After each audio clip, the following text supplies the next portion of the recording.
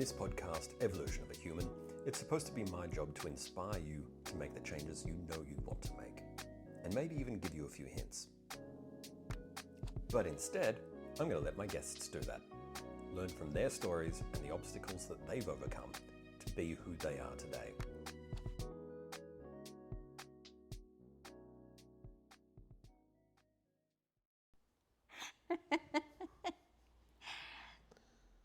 So this is a fun one because people have been wondering about who I am and curious about the move that we made from Australia to Portugal.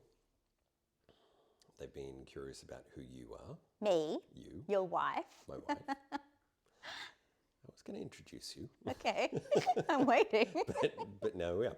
So, but what I thought might be fun would be to talk about our overall journey instead of just what's happened in the last year and a half, although as exciting as that is. Yeah, but I mean, it's you can't an talk... evolution of a human. Yeah, you can't talk about what we did, moving to Portugal in isolation. No. Like, it's a long story. It's part of who we are. Yeah. You can't just go, oh, it's like watching the Olympics and going, oh yeah, cool, that's who they are. No, it's the build-up of years and years and years of training is what got them there. So that's what got us here, a whole story, a whole progression. Yeah. So yes. So I mean... This is my wife. Hi. This is Leandra. And I thought that we could talk about our relationship and how that has, use that as the timeline. So you're gonna are you gonna ask me questions like a podcast guest, or are we just gonna chat? Both. All right. Well, I guess we should start with the story of how we actually met. Or should we go back even further? Maybe a bit of a background before, a brief summary, like we've just said. It's All a whole right, thing. sure, But okay. Yeah, Well, I mean, okay, I want to start with the story of how we met because our girls tell it all the time as well, and I think it's a super adorable story. So you and I met at chiropractic school, right? Mm-hmm. But it wasn't just chiropractic school. So there was this organization exists today, the WCCS? World Chiropractic Students Association or something. That's not the same acronym. CSS. Something like that. Chiropractic. Anyway, point is, it's a... World Congress of Chiropractic Students. That's the one. That is the one. Yes, that. So every year, this organization has, they pick a chiropractic school to all convene on, and the chiropractic students get together and they talk about the future of chiropractic. Now, I really wanted to be a part of this organization because back in the day, I had this idea that I was going to change the face of chiropractic, right? So I was only a first year and I thought, well, how will I get involved in this at the beginning? So I said I would host a dinner for some of the internationals. So the first day of this whole symposium this week-long event, they had a welcome barbecue. Now, you and I both lived out away from uni. So we both stayed back after classes and there was a whole bunch of us just hanging about, right? And we were all waiting for the big barbecue to start. And at this time, I was a vegetarian. And they had potatoes, but they'd put the potatoes in the charcoal and they were not cooking. So there was only a small amount of very rare meat available to eat. And by this stage, I'm... Very rare. Yeah, so by this stage, I'm starving. And we're all hanging about. We've all been chatting for a while. And you kindly offered me an apple. Now, our two children have it's almost like a Disney cartoon and was idea it like in their head. this? It's a very slow, exaggerated extending of the arm with the apple. Because the way that I tell it is that when you gave me that apple, that's the first memory I have of you, and that's the memory I have of this is the guy I'm going to marry, right? It was that quick. It was that. So yes, the girls think it was this Disney moment, but yeah, that's the moment I was like, oh. Anyway, so the story goes is that, you know, I invited Jacob to come to this dinner, which I was hosting the night before, and I just found out that one of the guys was a vegetarian. I ate chicken, right? Like, so I wasn't really a full not vegetarian. really a vegetarian. But no, not really a vegetarian, but I didn't eat meat back then. And I'd made like 1 million chicken meatballs, and this guy's like, oh, I don't eat any meat at all, I'm a vegan. And I was like, the fuck? So I was like, okay, Jacob, why don't you come to this dinner tomorrow night? Anyway, it was one of those things, I didn't think he'd turn up. And the next night, I get this phone call. I'm literally telling my housemate about him. And I get this phone call saying, oh my gosh, hey, it's Jacob, I'm down the road. Should I bring a bottle of red or white wine? So my housemate and I scramble, like, as much as we possibly can, quickly, like, you know, setting another plate and getting everything organized. Anyway, everyone turns up at this dinner. And it was the most disastrous dinner party you could ever have imagined, right? So one of the guys, the vegan, literally said nothing. And he was like this really, really tall, long, Very tall, lanky very guy. gangly. Yeah. And he like folded all his limbs underneath each other and like, you know, like perched on a chair and just ate this giant plate of like vegan pasta I made him, right? Then the other guy was from South Africa, and he was so incredibly racist. And my housemate at the time was a human rights lawyer. And so, Working with refugees. She was working for the government or something. No, she was working with like refugees, but like to help them get refugee status and like political to asylum. be able to stay in Australia. And this guy is telling the most racist jokes, right? And then the other girl was just fawning all over the racist guy. So she is like throwing herself and giggling and laughing manically at all of his terrible jokes.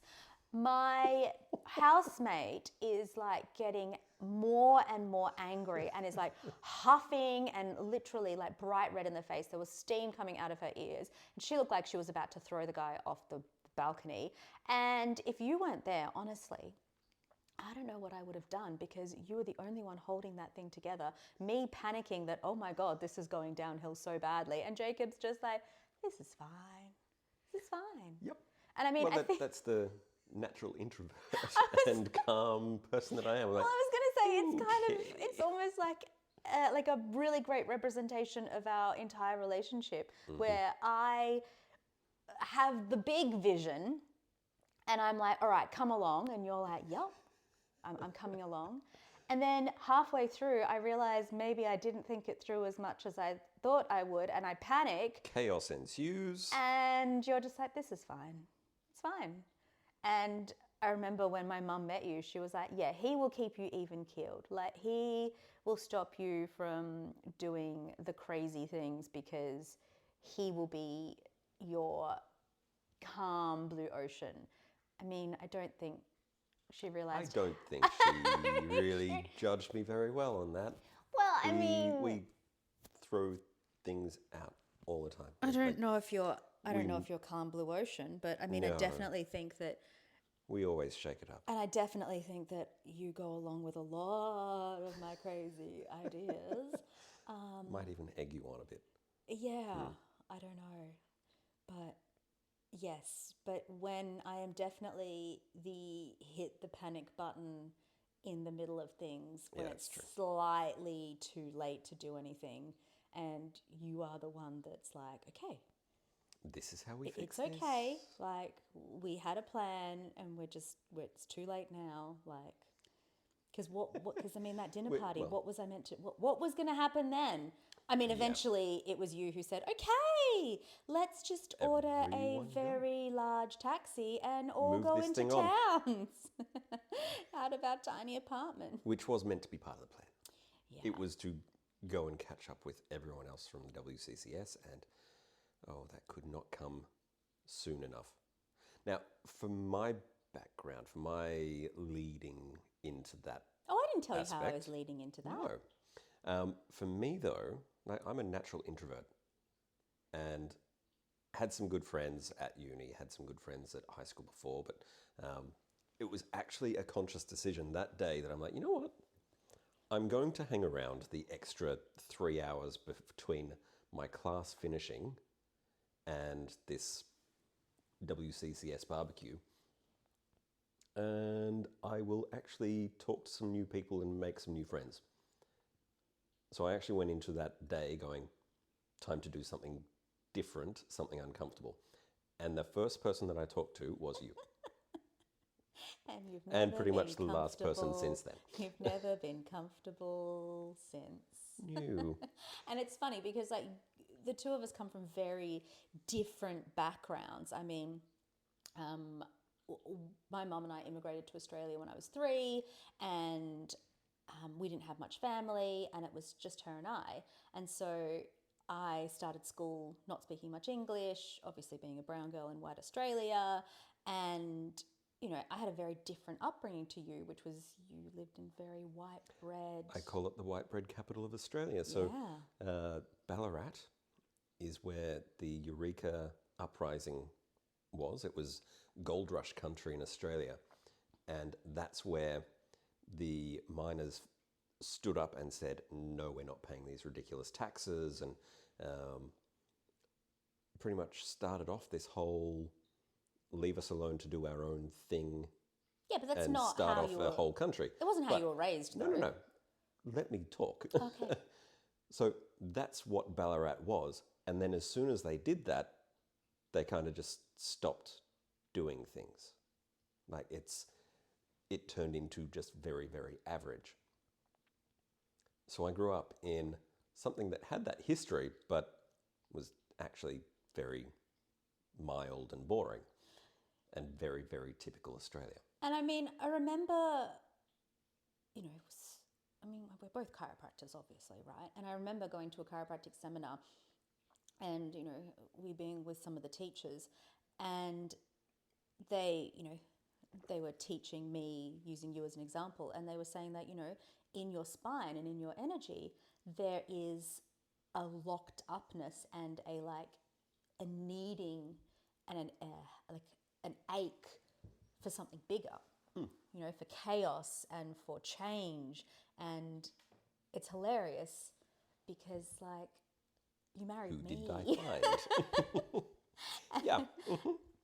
So, I mean, This is it. So I think that whole being done up correctly and done up tight, it's restrictive. Yeah. Like, it can be very comforting, but it's also very restrictive. But yeah, like you grew up in a place where you didn't even really have friends who looked like me. You know, you didn't really have people like me at all.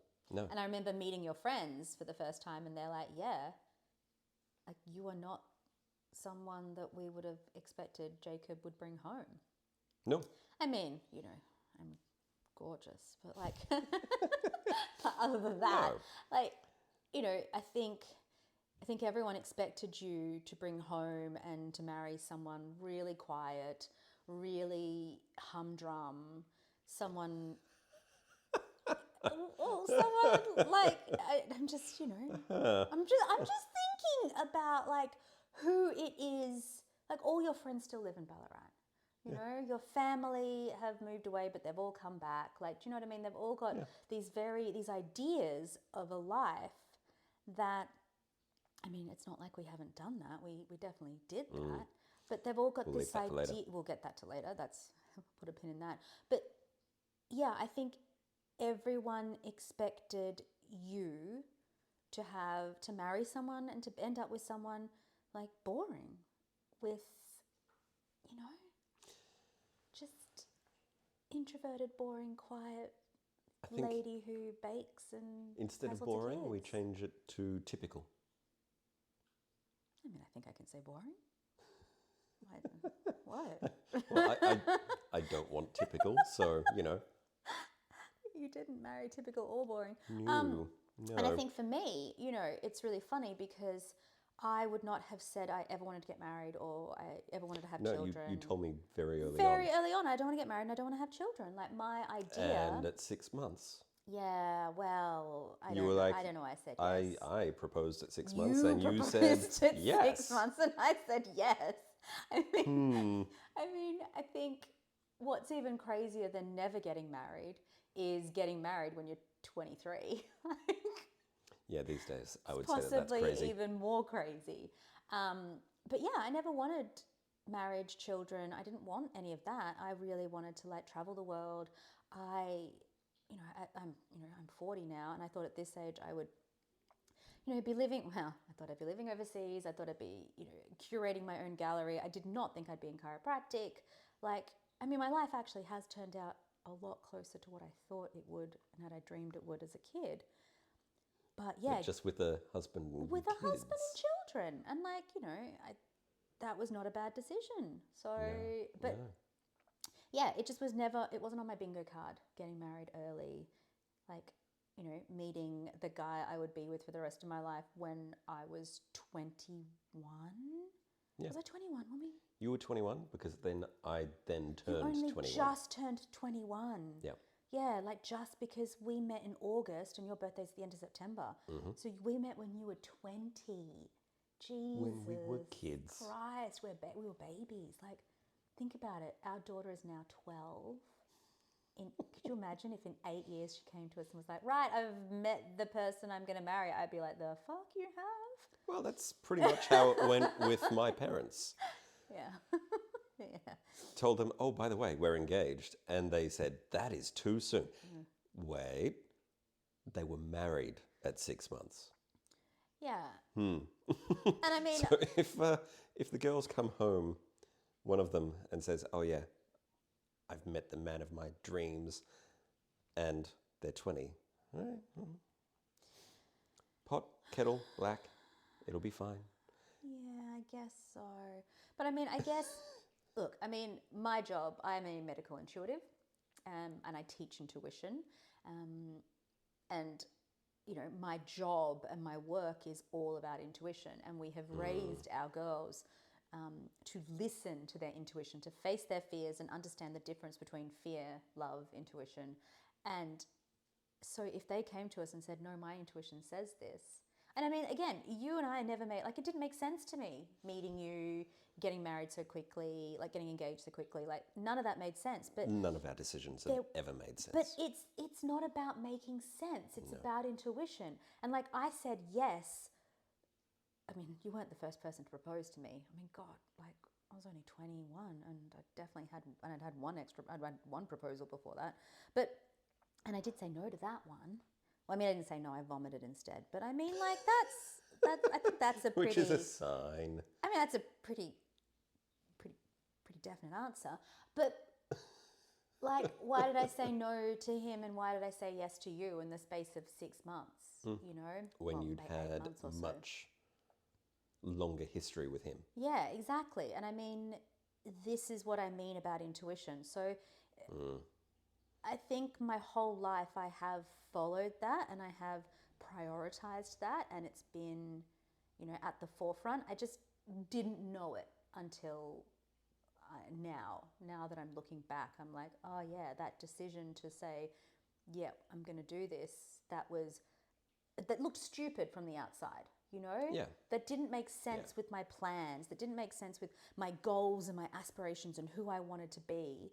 And every single person I knew from my past was like, what the hell? I had a group of 4 friends and they all wanted to be barefoot and pregnant in the kitchen and get married, and I was the first one to get married and have kids out of all of them.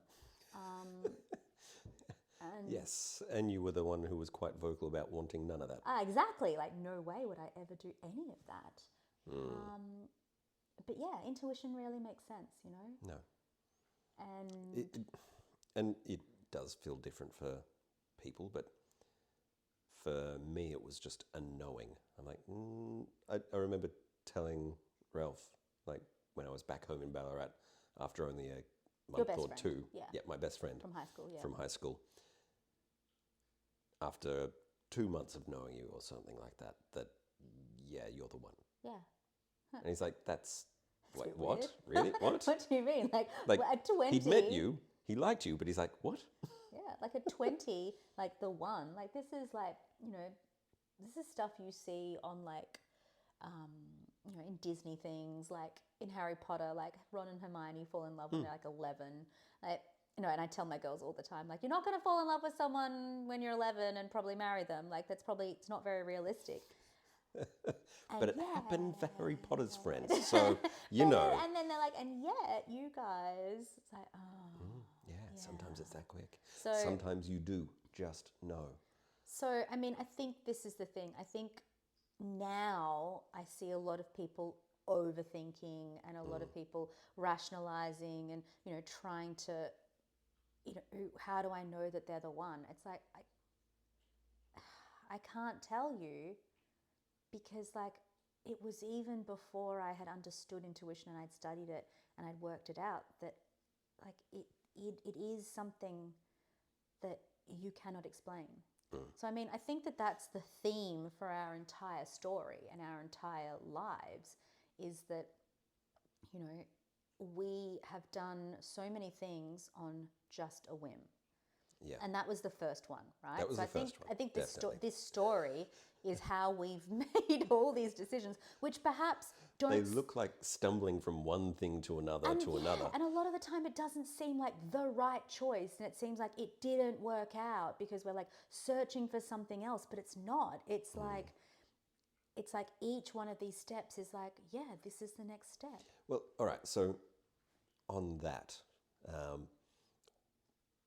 what I've caught myself thinking when I see people in my life doing one thing and then on to the next thing, on to the next thing, on to the next thing, whether it's moving or whether it's careers or whatever, I've often caught myself thinking, what are they running from? But from my own experience, from our experience, it's not necessarily running from anything. It's this is done and this is the next good move. Okay, and I It's think... moving towards something instead.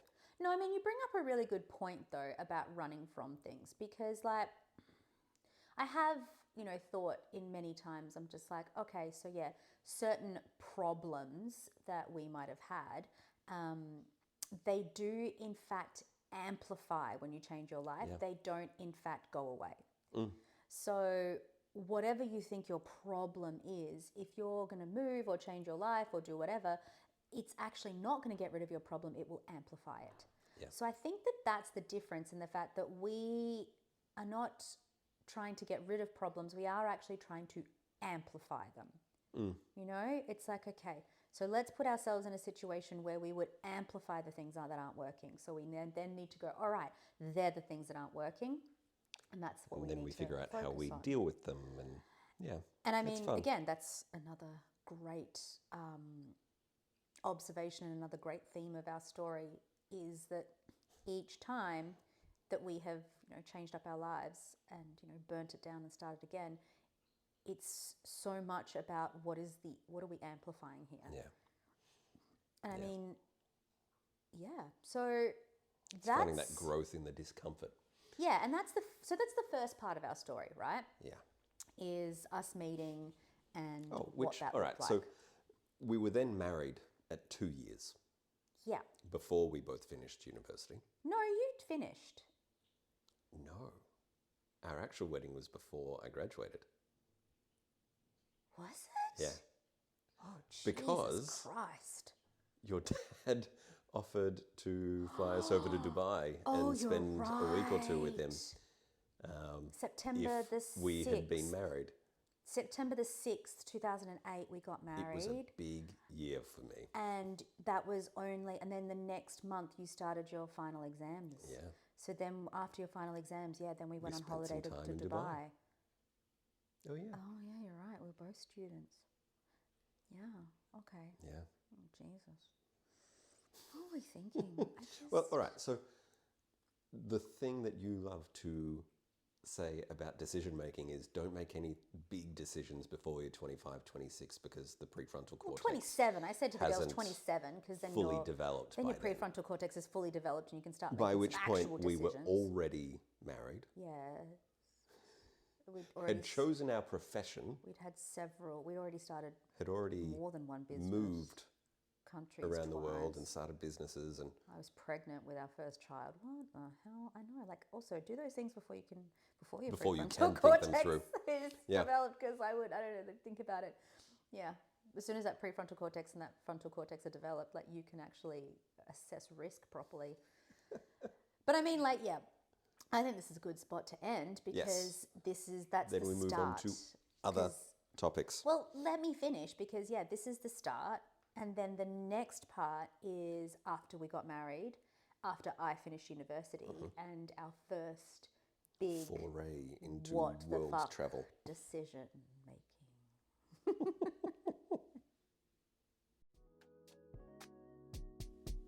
Thanks for listening or watching. Make sure you subscribe, and I'd love it if you left a review. Any links that we might have mentioned through the show are right here in the show notes. Now, as always, be open to change. It's coming for you anyway. Face your fears instead of suppressing them. And finally, say yes to more things than you say no to. Now, if you want to jump across on Instagram, that's where you'll find out all the ways that you can work with me.